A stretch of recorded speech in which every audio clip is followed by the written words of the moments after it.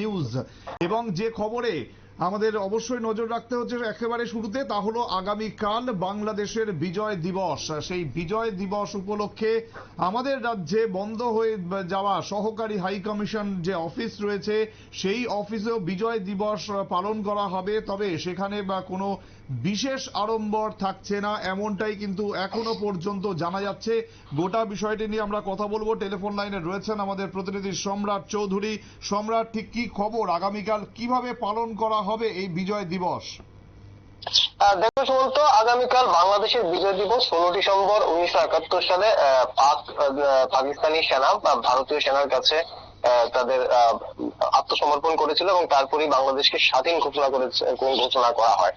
তো এই যে বিজয় দিবস, এই বিজয় দিবস শুধু বাংলাদেশে নয়, বাংলাদেশের বিভিন্ন সহকারী অফিসগুলিতেও পালন করা হয়ে থাকে। এবং সবচেয়ে গুরুত্বপূর্ণ হচ্ছে ত্রিপুরা রাজ্যে, আমাদের রাজ্যে কিন্তু সহকারী হাইকমিশন অফিসের বাইরেও কিন্তু বিজয় দিবস পালিত হয়। ভারতীয় সেনাদের উদ্যোগে বিজয় দিবস পালিত হয়। এই বিজয় দিবস কিন্তু এবার খুবই অনাড়ম্বর হচ্ছে। আজ আমরা বিজয় দিবস সম্পর্কে খোঁজ নিতে বাংলাদেশ হাইকমিশনে গিয়েছিলাম, কিন্তু এই বিষয়ে আধিকারিক পর্যায়ে কেউ আমাদের সঙ্গে কথা বলতে রাজি নন। একজন সহকারী হাইকমিশনার, একজন আমি জানি না উনি আধিকারিক কি কর্মচারী, কারণ উনি ওনার পরিচয়, পদ কোনো কিছুই আমাদের সঙ্গে বলতে রাজি হননি। হয়তো সাম্প্রতিক যে ঘটনাটি ঘটেছে তার প্রেক্ষাপটে হয়তো তাদের উপর কর্তৃপক্ষের কোনো নির্দেশ থাকতে পারে, আমাদের জানা নেই। উনি আমাদের সঙ্গে এই বিষয়ে বিস্তারিত পরিচয় জানাতে রাজি হননি। এবং তবে ওনার আমরা কমিশন সূত্রে জানতে পেরেছি আগামীকাল অনুষ্ঠান হচ্ছে সকাল 9টায় পতাকা উত্তোলন, তারপর আলোচনা, এবং হয়তো ঢাকা থেকে আগামীকাল কোনো একটি বার্তা পৌঁছতে পারে, এখনো পৌঁছায়নি। সেই হিসাবে ওই বার্তা পরে শোনানো হবে।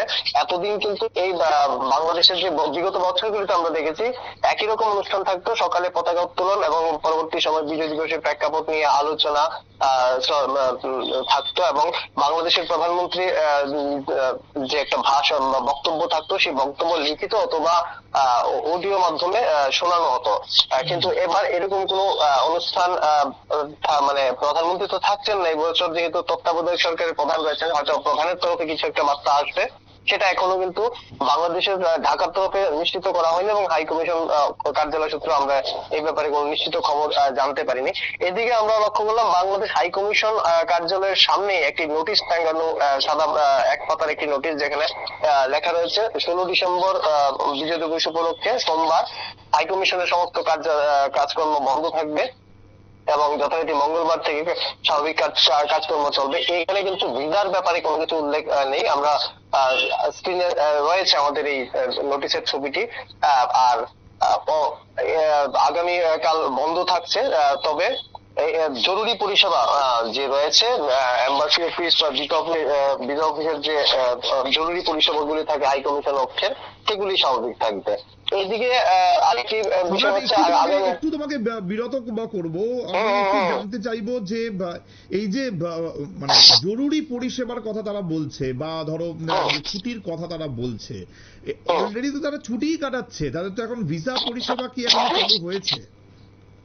না, ভিসা পরিষেবা তো অনির্দিষ্টকালের জন্য বন্ধ রয়েছে। সেটা ঘটনার যে সাম্প্রতিক যে ঘটনা, এর দুদিন বাদেই কিন্তু ঘোষণা দেওয়া হয় যে ভিসা কার্যালয়ের যে ভিসা পরিষেবা সেটা বন্ধ থাকবে। তবে যে অ্যাসিস্ট্যান্ট হাই কমিশন কার্যালয়ের হয়তো আরো অন্যান্য কাজকর্ম থাকতে পারে, সেই হিসাবে হয়তো ছুটি ঘোষণা করা হয়েছে। তবে সাধারণত অ্যাসিস্ট্যান্ট হাই কমিশন অফিসগুলিতে, আমাদের যে সাবেক ভিসা অফিস বা অ্যাসিস্ট্যান্ট হাই কমিশন অফিস, এগুলিতে সাধারণ মানুষের প্রয়োজন কিন্তু ভিসা। তো ভিসা বন্ধ থাকলে আর তেমন বিশেষ কোনো প্রয়োজন সাধারণ মানুষের থাকে না, বাংলাদেশের নাগরিকদেরও থাকে না, ভারতীয় নাগরিকদেরও ক্ষেত্রে থাকে না। তো সেটা ভিসা বন্ধ মানে সার্বিক জনসাধারণের জন্য সমস্ত কাজকর্মই প্রায় বন্ধ। অন্যান্য আধিকারিক পর্যায়ে বা সেরকম প্রশাসনিক কাজকর্ম হয়তো থাকতে পারে, সেটা নিশ্চয়ই আছে, বিস্তারিত হয়তো আমাদের জানা নেই। কিন্তু ওই ধরনের কাজগুলির ক্ষেত্রে হয়তো এই বন্ধের নোটিশ দেওয়া হয়েছে। তবে আগামীকাল আমরা জানতে চাইছিলাম কারা নিমন্ত্রিত থাকছেন আগামীকালকে অনুষ্ঠিত, সেই ক্ষেত্রে উনি বললেন যে আমরা যা জানতে পারলাম সেক্ষেত্রে খুবই নির্দিষ্ট কিছু অতিথিদের এই আবার অ্যাসিস্ট্যান্ট হাই কমিশনের যে বিজয় দিবস অনুষ্ঠান রয়েছে সেখানে আমন্ত্রণ জানানো হয়েছে, এবং আগামীকালের যে সকালের অনুষ্ঠান সেখানে ওই যে নির্দিষ্ট কিছু অতিথিরা রয়েছেন তারাই শুধুমাত্র উপস্থিত থাকবেন। এদিকে 57 মাউন্টেন আর্টিলারি ব্রিগেড ভারতীয় সেনার যে রয়েছে 57 মাউন্টেন আর্টিলারি ব্রিগেডের তরফে কালকে আবার আমাদের ত্রিপুরায় বিজয় দিবস পালন করা হচ্ছে। সেই বিজয় দিবস অনুষ্ঠান হবে সকাল 8:30টায়। আমাদের যে লিচু বাগান যে রয়েছে, লিচু বাগানে অ্যালবার্ট একটা মেমোরিয়াল যে পার্ক রয়েছে, সেখানে বিজয় দিবস পালন করা হবে। সেখানে শহীদদের প্রতি শ্রদ্ধা জানানো হবে ভারতীয় সেনার পক্ষে। এটা ত্রিপুরা রাজ্যের একটা অনুষ্ঠান। এটা যথারীতি কিন্তু তার যে বিগত দিনের যে কর্মসূচি রয়েছে, যে অনুষ্ঠান রয়েছে, সেরকম ভাবে কিন্তু পালন করা হবে আগামীকাল। শুনুন। কিন্তু সম্রাট, আমার প্রশ্ন এখানে আরো একটি, যা হলো যে এই যে নীরবতা হঠাৎ করে বা রয়েছে সহকারী হাই কমিশন অফিসে, তার কারণটা ঠিক কি? না, কারণ এই সাম্প্রতিক যে ঘটনা, ভিসা অফিসের সামনে একটি সংগঠনের, ভারতীয় সংগঠন বাংলাদেশে যে ভারতীয় সংখ্যালঘুরা নির্যাতিত হচ্ছেন তার প্রতিবাদ জানিয়ে একটি বিক্ষোভ দেখিয়েছিল, এবং তার পরবর্তী সময় হাই কমিশন অফিসের সামনে একটু হুজ্জুতির ঘটনা হয়। কিছু হাই কমিশনের কিছু সম্পত্তি, সাইনবোর্ড জাতীয় কিছু জিনিস ভাঙচুরও হয়েছে। সেটা একটা ঘটনা। এই ঘটনার পর থেকে কিন্তু ভিসা যে অ্যাসিস্ট্যান্ট হাই কমিশন অফিস রয়েছে পরপর দিনই কিন্তু ভিসা দেওয়া বন্ধ করে দেয়, এবং তারপর থেকে কিন্তু আমরা আজও লক্ষ্য করলাম গোটা এলাকায় কিন্তু প্রচুর নিরাপত্তা রক্ষী এখনো মোতায়েন রয়েছেন। ঠিক ঘটনার পর থেকে যে পরিমাণ নিরাপত্তা দেওয়া হয়েছিল তাই রয়েছেন। হাই কমিশন অফিসের একদম ভেতরে নিরাপত্তার দায়িত্বে রয়েছেন সিআরপিএফ জওয়ানরা, ভেতর এবং সেন্ট্রি গেট থেকে শুরু করে যাবতীয়। আর বাইরে রয়েছে ত্রিপুরা পুলিশ ও টিএসআর।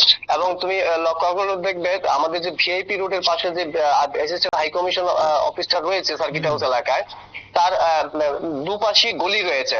তো একদম আমরা মূলত একটি গলি দিয়ে, মূল গলি দিয়ে প্রবেশ করি, কিন্তু উল্টো দিকেও আরেকটি গলি রয়েছে, এবং ওই দিক থেকেও কিন্তু ভিসা কমিশন অফিসের যাতায়াত হয়। তাদের যে তারা যে অফিসার আধিকারিকরা থাকেন, তাদের যে পরিবারের সদস্যরা থাকেন, পারিবারিক কাজে যাতায়াতটা ওই দিকটা, উত্তর দিকের যে গেট রয়েছে সেদিকটা হয়।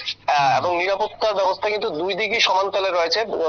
শুধু হাই কমিশন কার্যালয়ের নিরাপত্তার জন্য যা চোখে নজরে এলো, সিআরপিএফ এবং টিএসআর এবং ত্রিপুরা পুলিশ মিলিয়ে অন্তত 50 জওয়ান কিন্তু 24 ঘন্টা, আমরা খোঁজ নিয়েছি, 24 ঘন্টা কিন্তু পাহারায় থাকছেন। সুমন্ত।